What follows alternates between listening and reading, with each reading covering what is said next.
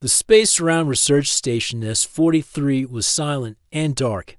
It floated far above Earth. Near the edge of the orbital line, only a small team lived there, mostly for maintenance and research.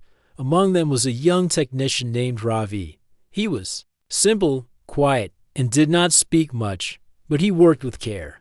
He liked watching stars during his breaks, sitting by the long window in the supply hall. One morning, as Ravi cleaned the outer lens with his drone unit, he saw something strange. In the distance, a small object was moving slowly through space, spinning in a broken pattern.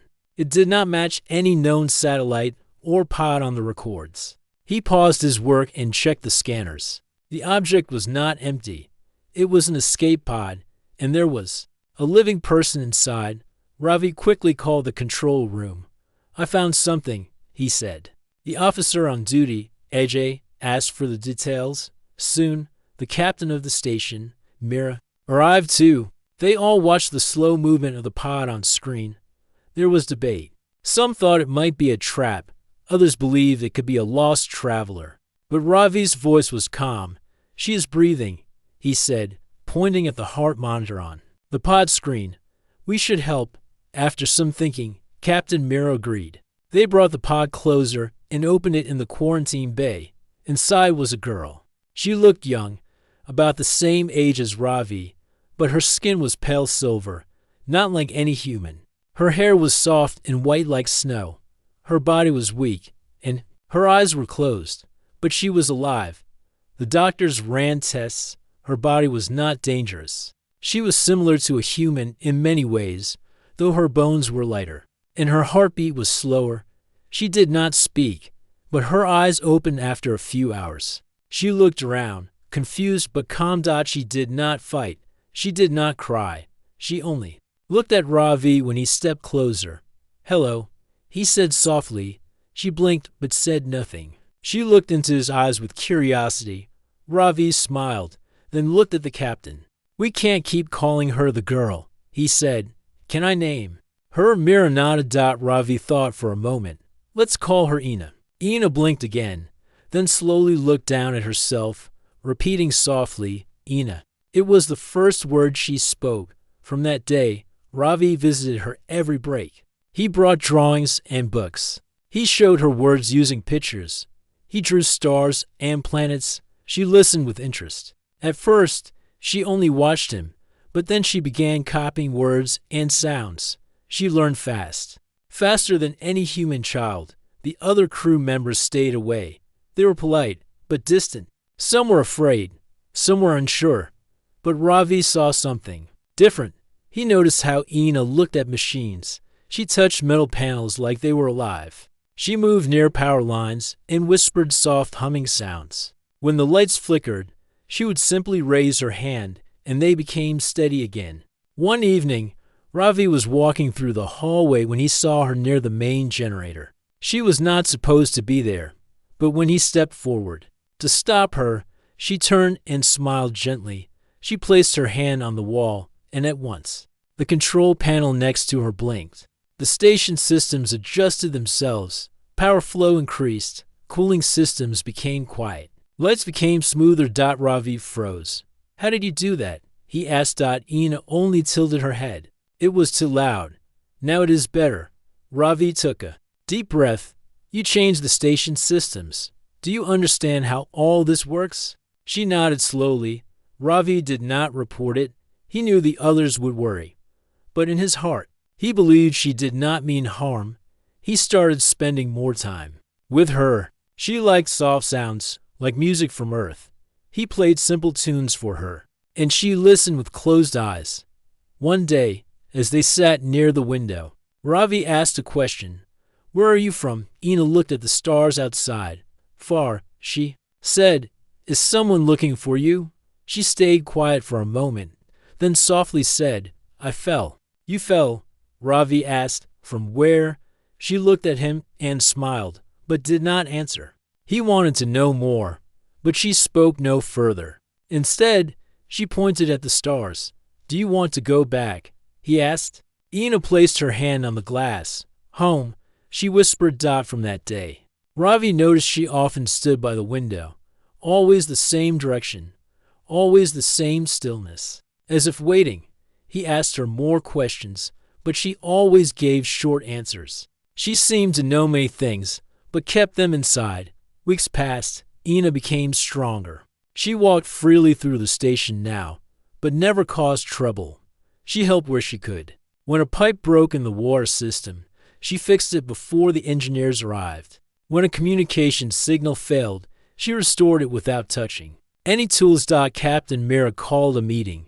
She is not just a traveler, she said. She is something more.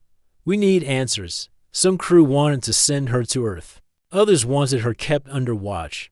But Ravi stood up. She is not dangerous. He said, she helps us. She is peaceful. She is not human, said one officer. She is kind, Ravi replied. Isn't that enough? The debate continued, but the captain said she would wait. There was no proof of harm. Ravi returned to Ina and sat beside her. I don't know. What's going to happen? He said. Ina looked at him and placed her hand on his shoulder. You are kind, she said. That night, as Ravi walked alone, he looked at the stars and wondered. Who was she really? Why had she fallen? And most of all, would she stay? He did not know the answer, but somehow he hoped she would. Since the day Ina arrived, things had changed quietly across Research Station S-43. Systems worked better. The lights no longer flickered during power shifts. Water moved faster through the filters. The air felt fresher. People stopped to look at these small changes, but no one understood how or why it was happening. Ravi understood. He watched Ina walk through the halls, her steps light and quiet. Wherever she went, things just worked better. Even the doors opened more smoothly when she came near. She never made noise, never pushed buttons, never took credit for anything. She only walked, watched, and helped, but not everyone saw this with peace. The station had 25 members. Most of them were scientists or engineers. Some worked in space stations before, some were new. For many of them, life was about rules, reports, and machines. They liked control. Ina's quiet influence made them nervous. One morning, Officer Nalan entered the control room with a list in his hand. These system logs show something strange. He said, our cooling units are using less power, but we didn't make changes. Captain Mira looked at the screen. The numbers were clear. Every core system on the station was running more efficiently than ever before. I don't see a problem, she said. It's not normal, Nalan replied. We didn't do this. No one here did. Mira leaned back. She already had an idea. You think it's her. Nalan nodded. She's adjusting our systems without permission. That's not safe. Mira stayed quiet for a moment. Then she said, bring me Ravi. Ravi entered the room a few minutes later. He stood straight. Calm but careful. Ravi, do you know if Ina has been changing anything on this station? The captain asked. He thought before speaking. She helps. She never breaks anything. She only fixes what's wrong. Without asking, Nalan asked sharply. She listens. She watches. She only steps in when things fail. Ravi answered. Mira looked at him. Do you believe she's safe? Yes, Ravi said firmly. Then keep an eye on her, Mira said. And tell her to stay out of restricted areas. Ravi nodded. Later, he found Ina sitting in the quiet library section of the station. She was reading a book on old Earth languages. She liked symbols. Her finger traced each letter slowly. You've been touching the core systems, Ravi said softly. Ina looked up. They were tired. He sat beside her. The crew is starting to notice. They're afraid. They don't understand. Ina lowered the book. Fear comes from not seeing. You have to stop changing things, Ravi said. Ina thought for a moment. I will not touch unless it is breaking. That's good, Ravi said. It will help them trust you. Ina gave a small smile. As the days passed, Ina focused more on learning. She asked questions now. She wanted to know how humans built machines. She wanted to understand Earth's stories. She watched old films and read simple books about animals, trees, and oceans. One day, Ravi brought a music player. He placed it on the table and played a soft melody. Ina listened, eyes closed. "This is a song from the hills of South Earth," he said. "It is warm," she said. "You can feel sound?" "Yes," Ina answered. "Each sound has shape." "What shape is this one?" Ravi asked. Ina opened her eyes. "Round, like a small sun." Ravi smiled. He liked her answers. They were never normal, but always beautiful. As Ina learned. The others watched. Some were curious. One engineer, Farid, came to speak with her about engines. He was surprised when Ina solved a pressure issue on his design without using any tools. "How did you know?" he asked. "The numbers were crying," she said. Farid laughed, thinking it was a joke. But Ina just smiled softly. Not everyone was pleased. Nalan continued to keep logs. He spoke with others in private, sharing his concerns.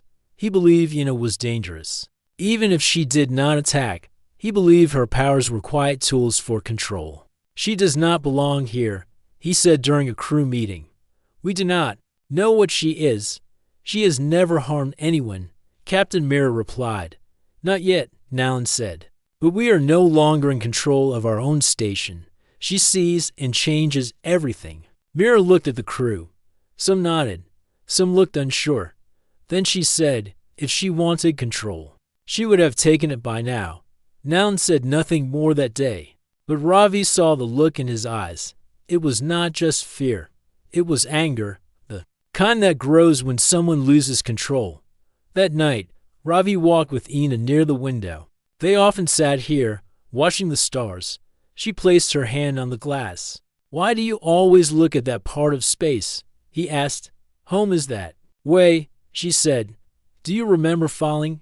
Ina nodded. "My ship was lost. Something pulled it. I left. I fell." "Did you come from far away?" "Yes." "Do you miss it?" Ina stayed quiet. Then she said, "I miss the quiet song of my sky." Ravi tried to imagine that. He had never heard a sky sing. On Earth, the sky had storms and stars, but never music. Not like she meant. He looked at her. "Will someone come for you?" Ina closed her eyes. "Maybe. If they come, will they take you back?" "I don't know." Ravi said nothing for a moment. Then he asked, "Will you leave us?" Ina looked at him. "I don't want to. But I am not from here." Ravi nodded. "Even if you are different, you are part of us now." Ina touched her chest. "This place is kind. You are kind." That night, Ravi couldn't sleep. He thought about the way the crew was changing. Some were growing colder. Some watched Ina in silence. The peaceful days might not last, and deep in his heart, he felt something strange. He didn't know when it began, but he cared for Ina now more than just as a visitor. She was his friend. Maybe more. The next day, strange signals appeared on the long-range scanner. Shapes in space that did not match any human ship, small, glowing lines moving in formation, far beyond the normal flight paths. Captain Mira watched them quietly. "Should we send a message?" asked the technician. Mira shook her head. "Not yet. Let's wait." Ravi looked at the screen. His heart moved faster. Ina was right. Something was coming. The strange signals continued to appear on the long-range scanner. They moved slowly but steadily, like they had a purpose. No one on the station could understand their shape. They were not straight or sharp like normal ships. They curved like light, bending space gently instead of cutting through it. Captain Mira stayed silent during the first 2 days. Then she called Ravi into her office. "You spent the most time with Ina," she said. "Do you think this has something to do with her?" Ravi nodded slowly. "She looks at that part of space every night. She told me her home is in that direction." "Is it a rescue?" Mira asked. "I don't know." Ravi answered. "She doesn't speak clearly about it. Maybe she's not sure herself." Mira looked at the screen again. The lights moved closer. Each day, they were still too far to make contact. She had sent no message. They had not sent one either. "You'll stay close to her," Mira said, "if anything changes." "I want to know," Ravi agreed. That evening, Ravi sat with Ina again. Near the viewing glass, the stars blinked softly outside. and the soft hum of the station filled the air like a distant wind. He looked at her and said, "They're coming, aren't they?" Ina kept looking forward. "Yes." "Who are they?" She stayed silent for a moment. Then she said, "Old ones, my kind." Ravi turned to face her fully. "Will they hurt us?" Ina looked at him. "No, but they may not speak as I do." "You mean they don't speak with words?" "No, they speak with memory." Ravi frowned. "Memory?" Ina gently touched the glass with her hand. "When you feel something deeply, it leaves a mark. That mark becomes a shape. The old ones send shapes." Ravi tried to understand. "Do you mean they speak through dreams?" Ina looked at him. "You will see." That night, Ravi went to sleep thinking of stars and light. His bed was warm, and the station lights were dim. He closed his eyes without worry, but his sleep was not normal. In his dream, he stood on a surface of white stone. The sky above him was silver, not blue or black. He saw great towers that floated like clouds. Shapes moved in silence, their bodies soft like mist but glowing with colors that kept changing. He felt calm. He heard music, not from instruments, but from the air itself. Then he saw a small child standing at the edge of the tower. She looked like Ina, but younger. She held a sphere of light in her hands and stared at him with quiet eyes. He did not speak in the dream, but she heard him. "You are not of us," she said, though her mouth did not move. "I am not," he thought back. "You are kind," she said, "but not ready." "What must I be ready for?" he asked. "To feel without fear," she answered. Then the dream ended. Ravi woke up with a start. He sat up, his heart beating faster. He touched his chest. The warmth from the dream still remained like a quiet breath. It had felt real. He stood and walked toward the common hall. The lights were soft, and the hallway was empty. He found Ina sitting there, waiting for him. "You saw it," she said. He nodded. "I don't understand everything, but it was beautiful." "That is our way," she said. "We don't speak only with sound. We share what we feel." "That girl in the dream," Ravi said. "Was it you?" Ina nodded. "Long ago." Ravi sat down beside her. "They're getting closer. The crew is nervous." Ina looked toward the stars. "They are near enough now to listen." "Should we speak to them?" he asked. "They have already heard you," she said. Just then, the lights in the hallway flickered, not in a broken way, but like a soft wave. Something had entered the edge of the station's signal range. In the control room, Captain Mira stared at the screens. Her team was trying to decode strange signals. There were no words, no patterns, only waves of sound and light, like music from a forgotten place. "It's like a dream you can't remember," one engineer said. Mira stood quietly. "This isn't human communication. It's something else." Fard turned to her. "Could it be emotional code? Something like shared feeling?" Mira pressed the alert button and sent a call for Ravi. When he arrived, she said, "You need to translate this. Ina might be the only one who understands." Ravi brought Ina to the control room. She stood silently in front of the main screen. The signals continued to flow. Soft pulses of color moved across the screen. Ina stepped forward. Her hands did not touch the controls, but she raised them slowly as if shaping the light. "They are asking if I am safe," she said. "They feel your worry. Can you reply?" Mira asked. "I will," Ina said. She closed her eyes, and a soft hum left her mouth. Not a song, not a word, but a sound that seemed to come from deep inside her chest. The station lights dimmed for a second, then returned to normal. After a few moments, the pulses on the screen changed shape. The colors became warmer, more steady. "They understand," Ina said. "They will wait." Mira looked at her. "Do they mean harm?" "No," Ina said. "They came because they thought I was lost. They will not step close unless I call them fully." "And will you?" Mira asked. Ina did not answer directly. She looked at Ravi. "I miss them," she said. "But I have not decided yet." That night, the crew went to rest with calm hearts. The strange lights remained far outside the station, but no longer moved forward. They floated like sentinels, watching but not approaching. Ravi returned to his quarters. He picked up a small stone that Ina had once given him, smooth and glowing faintly. He remembered the dream, the white tower, the soft sky, the child with the light. He closed his eyes and wondered what would happen next. In his sleep, he dreamed. Again, this time, he stood with Ina beside a glowing river. She placed her hand in the water, and it sang with light. She turned to him and said, "Sometimes we must choose between where we come from and where we are." Then the sky above them shifted. A ship shaped like a feather floated down slowly. Ina looked up, and her face was calm. Ravi wanted to ask if she would go, but he woke before the words formed. Morning came quietly.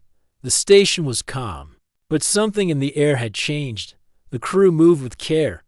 The lights were softer, even. The machines felt quiet, as if the whole station was listening for what would come next. For the next few days, the strange lights remained just outside the outer sensor range of Station S-43. They hovered in the darkness like peaceful stars. They moved in slow patterns, forming wide circles that touched nothing and harmed nothing. Yet their presence filled the station with quiet tension. Inside the command room, Captain Mira watched the signals carefully. She had never seen such calm behavior from unknown objects. Most alien movements were sudden or sharp, but these were gentle and rhythmic, almost like dancing. No signs of weapons, Fard said as he studied the scans. No radio signals either. Only patterns of color and soft pulses. "They're waiting," Mira said. "Ina told us they would." At the same time, Ravi and Ina sat near the large viewing window at the edge of the station. It was her favorite place. The stars felt closer here, and the silence made it easier for her to think. Ina pointed to the distant ships. "They are patient. They will not move forward unless I give permission." "Do they know what this place is?" Ravi asked. "Yes," she answered. "They watch. They listen. They can feel what you feel." Ravi looked at her carefully. "Are you sure they are peaceful?" Ina nodded. "They are not built to fight. They were never taught how." Ravi looked out the window again. "But why? Do they come in ships? Why not just appear here like your dream?" "They do not step into places without being asked," she said. "They come near, but not closer until trust is shared." That evening, the crew gathered in the dining hall. The mood was quiet. Everyone had heard about the lights. Most were unsure how to feel. Some were afraid. Others were curious. "Captain." Mira stood before them. "These visitors have made no threats," she said. "Ina believes they are peaceful. They are waiting for her signal. We will not make sudden moves. For now, we observe." "What if something changes?" asked Officer Nalin. "What if they enter without warning? If they meant to take over?" "They would have already done it," Ravi said from the side. "They have great power, but they choose patience." Nalin frowned but said no more. After the meeting, Ravi walked back to the observation deck. Ina was already there. She was humming softly, her hands resting on the glass. "They're speaking to me," she said. "What do they say?" Ravi asked. "They miss me. They wonder why I wait." "What do you tell them?" "I say that I'm learning. I say that I've found something new." Ravi smiled. "Something better, something different." She replied. Just then, a light blinked on the main control panel. Fard called Ravi on the intercom. "Come to the core level. You need to see this." Ravi and Ina went together. In the control room, the team was watching the live camera feed. Outside the station, one of the lights had released several glowing orbs. They floated slowly toward the station. "They're not weapons," Fard said. "Scans show no danger. The orbs are made of soft light and something like energy. Mist? They are watchers," Ina said. "They are not machines. They are pieces of thought. They learn by looking." Mira looked concerned. "Can they touch the station?" Ina nodded. "If I allow it, and do you want to?" Mira asked. Ina looked at Ravi. "Do you trust me?" "I do," he said. Ina turned back to the screen. "Then I will allow them." She stepped forward and placed her hand on the screen. The glowing orbs stopped for a moment, then continued their slow movement. They circled the station once, then began to move in patterns near the windows and walls. Every crew member could see them. The orbs were soft and smooth, like bubbles. of living color. They moved without sound, changing shape slightly as they passed Dot in the hallway. One orb came close to Ravi and Ina. It floated near in his shoulder, then turned toward Ravi. He felt no heat, no pressure, only a calm presence bits. Looking inside you, Ina said gently. Ravi didn't feel afraid. Instead, he felt peaceful, as if someone was sitting beside his heart and listening without judgment. The orb then floated upward and joined the others. Together, they formed a wide circle in space, just outside the windows. Then they stopped. They have seen enough. Ina said. Will they speak now? Ravi asked. They already have, she replied. In the next few hours, the orbs began to return to the ship that sent them. One by one, they disappeared into the soft glowing walls of the strange vessel. In the control room, a new signal began. It was not a normal transmission. It was not sound or code. It was a slow wave of light that moved in perfect rhythm, like a heartbeat. It's for Ina, Fard said. Mira nodded. Let her answer. Ina walked to the center panel. The lights in the room dimmed slightly as she stood in front of the screen. She raised her hand and sang a soft note. It was not a word, but a sound that filled the space like a soft breeze. When the sound ended, the screen showed new shapes, not images, but glowing lines that curved into a symbol, a circle with a star inside, and a single wave below it. What does it mean?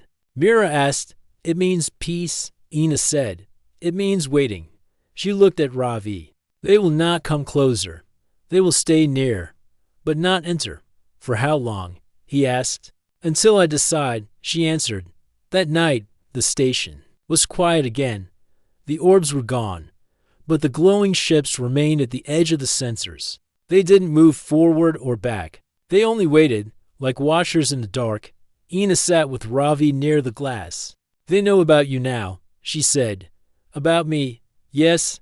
They see that you are gentle, that you are curious, that you listen. Ravi looked down. Do they think I'm weak? No, Ina said. They think you are new, and that is not weakness. He stayed quiet for a while, then asked, Do you still want to go back? Ina looked at the stars. I don't know. I love my people, but this place teaches things we never had. Like what? Choice? She said, time, feeling small, and still being brave. Ravi looked at her. If you stay, I'll be glad. She smiled. If I leave, I will carry you in memory. Ravi wanted to ask more, but he stopped. He understood that her heart was full of many thoughts, and not all could be spoken yet. Outside the station, the silent visitors waited without pressure. They had seen what they came to see. Now, they would give her time. And in that quiet space between stars and words, something gentle grew. The next day, the mood across Station S-43 changed. Something in the air felt different. It was not fear, but not peace either. It was something in between. A stillness that came before a big moment. The crew moved more quietly. They spoke less. And when they did, their voices were soft. No one knew what would happen next. But they all felt that something was coming to an end. Captain Mira sat in her office, reading the latest energy reports. Everything on the station was running better than ever. Ina had fixed systems no one even realized were broken. Power loss was down. Cooling systems were perfect. The signal links were stable. She's a gift, Mira said to herself, and she might be leaving. Fard entered the room with a tablet in his hand. Long-range scans show the visitor ships are pulling back slightly. Not far, just a small move. Mira looked at the screen. Are they retreating? No, Fard replied. More like adjusting. Making space. Space for what? She asked. Fard gave a small shrug. Maybe for her to decide. Mira leaned back in her chair. Call Ravi to the control room. I want to speak with him. Ravi arrived a few minutes later. His face looked calm, but his eyes carried a weight that had grown over the past days. Mira looked at him. Do you think she will leave? Ravi looked down at the floor for a moment. Then he raised his head. I think she doesn't know what to choose. Part of her wants to stay, but the other part still hears the song of her home. Mira nodded. If you were her, what would you do? Ravi took a deep breath. I would follow the song, even if it hurt.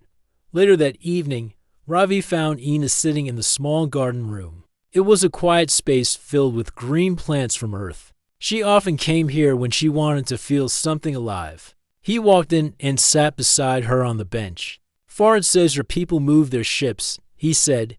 Ina nodded. They're giving you time, aren't they? Yes, she replied. They're waiting for my answer. Ravi looked at her hands. They were resting gently on her lap. He noticed how still she was, like she had become part of the silence. You've changed this place, he said. You've made it better. Ina turned her face toward him. You changed me too. There was a long pause. You will go soon, Ravi said softly. Ina did not reply with words. She looked into his eyes, and in that look, he felt the answer. She was not leaving because she wanted to. She was leaving because it was time. I wish I could stop time, Ravi said. Ina reached into her small bag and pulled out something wrapped in cloth. She opened it carefully and held out a stone. It was smooth, silver blue, and warm to the touch. This is memory stone, she said. It holds the shape of a moment. Ravi took it in his hands. It pulsed gently with light. When you hold it, you will remember this place, this feeling, she said. Ravi's voice shook slightly. Will you remember me? Ina placed her hand over his. I already do. The next morning, the ship from her people moved forward just a little. It stopped at a new distance, close enough for travel. Captain Mira gathered the crew. Everyone knew what the meeting was about. I want to thank all of you, Mira said. We have seen something no human has seen before. We have made contact, not through war or trade, but through kindness. This is a moment that will live in the history of our kind. The crew stayed quiet. Most of them looked at Ina. She stood beside Ravi near the front. Her silver skin reflected the soft light of the hall. She looked peaceful, but not happy. Fard stepped forward. Will she come back? Ina looked at him. One day, maybe, when the sky is ready. A soft light filled the viewing window. The ship was waiting. Ravi walked with Ina through the hallway one last time. The station was quiet. The sound of their steps echoed on the floor. You taught me what humans are, Ina said. What do you think we are? Ravi asked. She smiled. You are fire and water. You are strong but gentle. You fear, but you keep walking. They reached the docking ring. A soft bridge of light had formed between the station and the visiting ship. It looked like a long path made from stars. Ina turned to face him. Her eyes were calm. Will you be safe? Ravi asked. Yes. Will they understand what you felt? Here? They already do. Ravi took one step forward. I will miss you. Ina placed her hand on his heart. And I will carry you. She walked slowly onto the bridge of light. Her body glowed slightly as she moved forward. The ship accepted her with open form, folding gently around her like a petal closing. Ravi stood at the edge. He did not cry. He only watched. The ship moved back to its place among the stars. Then, with no sound, it turned and began to drift away. The station lights returned to normal. The systems remained stable. But the feeling in the air had changed. Ina was gone. Back in his room, Ravi sat on his bed. He held the memory stone in his hands. It was still warm. He closed his eyes and listened. In the quiet, he heard a soft echo. Not a voice, not a sound, just a feeling. She had smiled when he asked if he would see her again. She gave no promise. But the smile remained. Ravi placed the stone on his desk beside the drawing he once made for her. He touched the glass window. Beyond it, the stars kept moving. 2 weeks had passed since Ina left station S-43. Life slowly returned to routine. But something in the air still held the memory of her presence. People walked the halls with a sense of quiet respect. They worked with more care, spoke more kindly, and kept looking up at the stars during their breaks. Ravi spent most of his free time in the small garden where Ina once sat. He watered the plants regularly and made sure the air in the room stayed fresh. He often sat on the bench, holding the smooth silver blue stone she had given him. The memory stone. He felt her presence through it, like a soft warmth that never faded. One evening, While checking the comms systems with Farid, Ravi noticed something strange. A signal had appeared on the far side of the station's reach.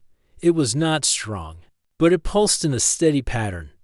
"What is this?" Ravi asked, looking at the screen. Farid leaned closer. "That is not one of our codes. It's not from Earth." Either. Ravi's heart beat faster. He typed quickly, adjusting the signal reader and boosting the clarity. The signal cleared into a repeating shape.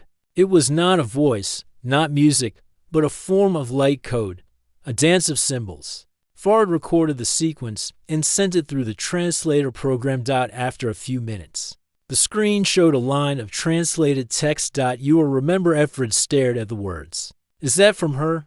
Ravi didn't reply. He just smiled and nodded slowly.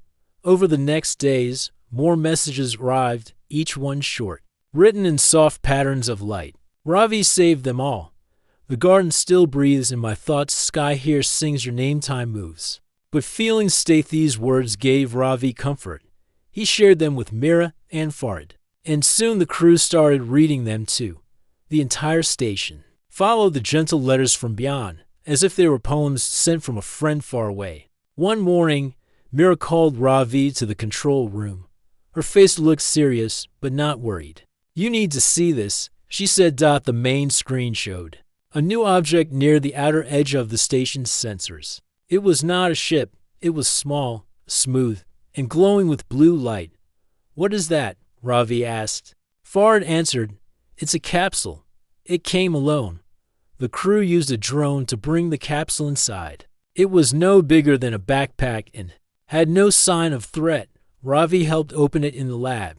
Inside, there was a soft cloth wrapping a book, not a digital tablet, but a real book with pages made from a smooth material that felt like silk. Ravi opened it carefully. The pages were full of shapes and symbols, but next to each page was a clear translation written in human letters. The title on the first page read, "To the one who asked if he would see me again." Ravi sat down slowly. His hands touched the page like it was made of glass. The book was filled with short memories, thoughts, images, small moments Ina had seen during her return. Some pages showed drawings, one of the garden on the station, another of Ravi's hands holding the memory stone. There were pictures of her home world too. Wide rivers that shone like mirrors, forests that lit up at night with soft blue lights, people that looked peaceful and curious. At the end of the book was a final note. "I once said I did not belong in one place. Now I understand my heart can live in more than one sky." Ravi felt his chest tighten. It was not pain. It was something deeper, something gentle but strong. Captain Mira walked in quietly. "You should keep it," she said. She remembered everything. Ravi replied, "She gave us more than technology. She gave us something better." Mira said, "That evening, Ravi returned to the garden and placed the book on the table beside the plants. He lit a small soft light above it, like a quiet sun. Then he sat on the bench and looked at the stars. He remembered the first day he saw her, standing quietly, confused but curious.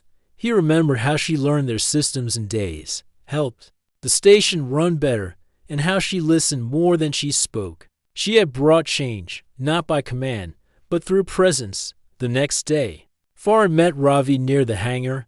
"You need to come see this," he said. Ravi followed him into the ship bay, where a small exploration pod had been prepared. On its side was a symbol not from Earth, not from her people, but a mix of both. Ravi looked at Farid. "What is this?" Farid smiled. "It's yours. Mira says it's time we send something back." Ravi blinked. "You mean we respond?" Farid nodded. "Not just with signals. With a visit, a peaceful one."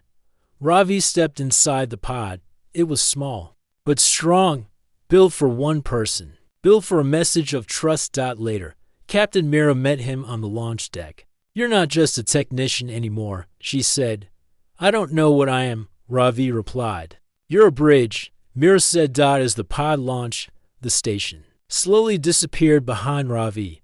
The stars opened before him like a wide, calm sea.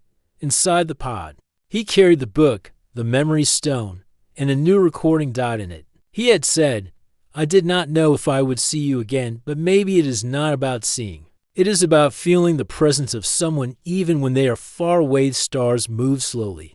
As the pod flew forward, he did not know exactly where her world was, but the signals would guide him, one message at a time. The small exploration pod moved steadily through the dark sea of stars. Inside, Ravi sat calmly, watching the soft lights on the control panel. His hands held the memory stone and the book Ina had sent. Each pulse of light reminded him of her presence, even though she was far away. The signals guided the pod gently toward the unknown. They showed a path through the vast emptiness, a road made of light and hope. Ravi thought about Ina's words, "My heart can live in more than one sky." He wondered if that was true for all people. Could one heart belong to many places? As the pod moved closer to the strange world Ina called home, Ravi noticed the sky change. It was no longer black with distant stars. The sky here was soft blue and purple, filled with floating shapes that looked like glowing leaves. He remembered the drawings in the book: wide rivers, soft forests, peaceful faces. This place was different from Earth, but not strange. It felt alive. Suddenly, the pod's sensors showed a new signal. It was the same gentle wave of light that Ina had sent before. The visitor ships were near. They moved closer now, but not to threaten. Ravi took a deep breath. The pod's doors opened smoothly as the station's docking system connected. He stepped outside into the light of the new world. The air was soft and warm. The ground beneath his feet was covered with soft moss that glowed faintly from the distance. A figure approached. It was Ina. She looked as calm as ever, but her eyes held a new light, a light of understanding and welcome. "Welcome," she said, her voice soft like the wind. Ravi smiled. "I came to see where your heart lives." Ina took his hand gently. "And now, you belong here too." They walked together through the glowing forest. The plants moved slightly as if greeting them. Small creatures with shining eyes watched quietly but did not move. Ina showed him her home, the great rivers that reflected the sky, the cities built high in the trees, the soft music that filled the air. Ravi felt peace. He thought about Earth and all its noise. Here, the silence was full of life. One night, under the silver sky, Ina and Ravi sat beside a fire that glowed blue. "Will you stay?" Ravi asked. Ina looked into the flames. "I cannot stay forever. My people need me. Will you come back?" She smiled and touched his cheek. "Yes, when the sky calls me again." Ravi took her hand. "Then I will wait, not just to see you, but to feel you near." Ina nodded. That is the true connection. Days passed, and Ravi learned the ways of this new world. He learned to listen without words, to feel without sight. Ina was his teacher. But even as he learned, he knew his own journey was not over. He had to return to Earth and tell the story of what he had found when the time came to leave. Ina walked him to the pod. She handed him a small, glowing seed. "This is a piece of my home," she said. "Plant it there, and it will grow with you." Ravi accepted it with care. The pod rose smoothly into the sky. Ina watched from below, her smile bright but quiet. As the stars surrounded him once more, Ravi thought about what he had learned. That connection was not only in seeing but in feeling and remembering. That hearts could live in more than one sky, and that sometimes a smile could hold the promise of forever. The pod traveled back to Station S-43, where the crew awaited news. Ravi carried stories of peace, of friendship, and of a new way to understand others. Captain Mira welcomed him back. "You have changed us all," she said. Ravi smiled and held up the glowing seed. "This is just the beginning." Outside, the stars shone quietly, and somewhere, Ina smiled again. The end.